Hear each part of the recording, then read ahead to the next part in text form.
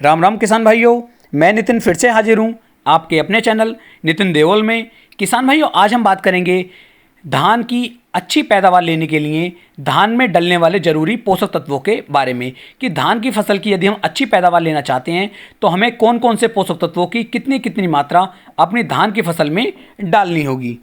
किसान भाइयों, धान एक ऐसी फसल है, यदि इसके अंदर एक भी पोषक तत्व की कमी हो जाती है तो आपकी जो पैदावार क्षमता है, जो आपकी पैदावार है, वे लगभग 10 से लेकर 15% तक नीचे चली जाती है। तो आपको इसमें ज़्यादा खर्चा नहीं आएगा, लेकिन यदि आप सभी पोषक तत्वों को भरपूर मात्रा में अपने धान की फसल को दे देंगे तो किसान भाइयों आपकी जो पैदावार होगी वो 15 से लेकर 20% तक बढ़ाई जा सकती है। तो यदि अभी तक आपने अपने भाई के चैनल को सब्सक्राइब नहीं किया है तो आप चैनल को सब्सक्राइब कर लें, जिससे कि आने वाली वीडियो की नोटिफिकेशन आपको जल्द से जल्द मिल सके।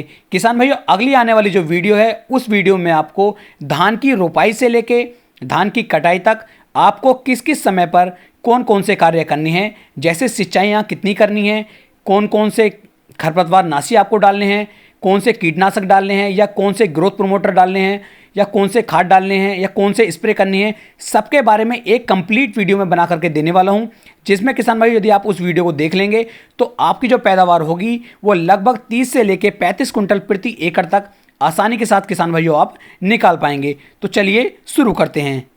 किसान भाई, धान की जो हमारी फसल है इसके अंदर सभी पोषक तत्वों की आपको ज़्यादा आवश्यकता पड़ती है, क्योंकि इसके अंदर लगातार हमें पानी भी भर के रखना है और सिंचाई भी इसकी करनी है। तो किसान भाई, सबसे पहले जो इसके लिए जरूरी पोषक तत्व है वो है जिंक। यानी कि धान की फसल के अंदर यदि किसान भाइयों आपने जिंक नहीं डाली तो आपकी जो पैदावार होगी वो 10 से लेकर 15% तक नीचे चली जाएगी। तो इसके धान के अंदर आपको जिंक का उपयोग बहुत जरूरी करना चाहिए। और इसकी यदि मैं मात्रा की बात करूँ तो जिंक आप 21% में ले सकते हैं, और इसकी जो आपको मात्रा डालनी है किसान भाइयों, धान की रोपाई से कम 15 दिन के बाद आपको जिंक जो है अपनी धान की फसल के अंदर डाल देना चाहिए। यदि आप ऐसा करते हैं तो आपकी फसल के अंदर जिंक की कमी नहीं आएगी। इसके साथ साथ किसान भाइयों आपको जो है अपनी धान की फसल के अंदर यूरिया की मात्रा कम से कम लेके 35 से लेके 40 किलोग्राम प्रति एकड़ के हिसाब से आपको डालनी चाहिए। और इसके साथ किसान भाइयों आपको जैसे सागरिका आती है, या फिर बायोवीटा आती है, या फिर धनजाइम गोल्ड आती है, इनमें से किसी भी एक को आप ले लीजिए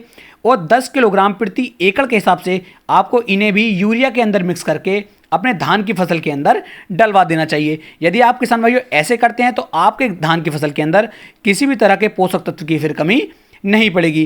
किसान भाई, यदि आप चाहें तो धान की रोपाई के बाद उसके अंदर ह्यूमिक एसिड भी डाल सकते हैं, क्योंकि ह्यूमिक एसिड यदि आप डालते हैं तो इससे जो होता है जड़ों का विकास बहुत तेज़ी के साथ होता है, और हमारा जो धान होता है यह काफ़ी तेज़ी के साथ जोर लगाना फिर शुरू कर देता है। और इन खादों को डालने के बाद किसान भाइयों आपको अपने धान की सिंचाई कर देनी है, और कोशिश करें कि धान के अंदर लगातार पानी भरा रहना चाहिए। यदि आप लगातार पानी भर के रखेंगे तो काफ़ी अच्छी पैदावार धान की फसल किसान भाइयों आपको निकाल करके दे सकती है। तो किसान भाइयों आपको जिंक की मात्रा लगभग 10 किलोग्राम, यूरिया की मात्रा 35 से 40 किलोग्राम, और किसान भाइयों सागरिका की मात्रा 8 से लेकर 10 किलोग्राम प्रति एकड़ के हिसाब से लेनी है। यदि इन सभी को आप डाल लेते हैं तो आपके धान की फसल के अंदर किसी भी तरह के किसी पोषक तत्व की कमी नहीं पड़ेगी। उम्मीद है मैं आपको एक सही और अच्छी जानकारी दे पाया हूं।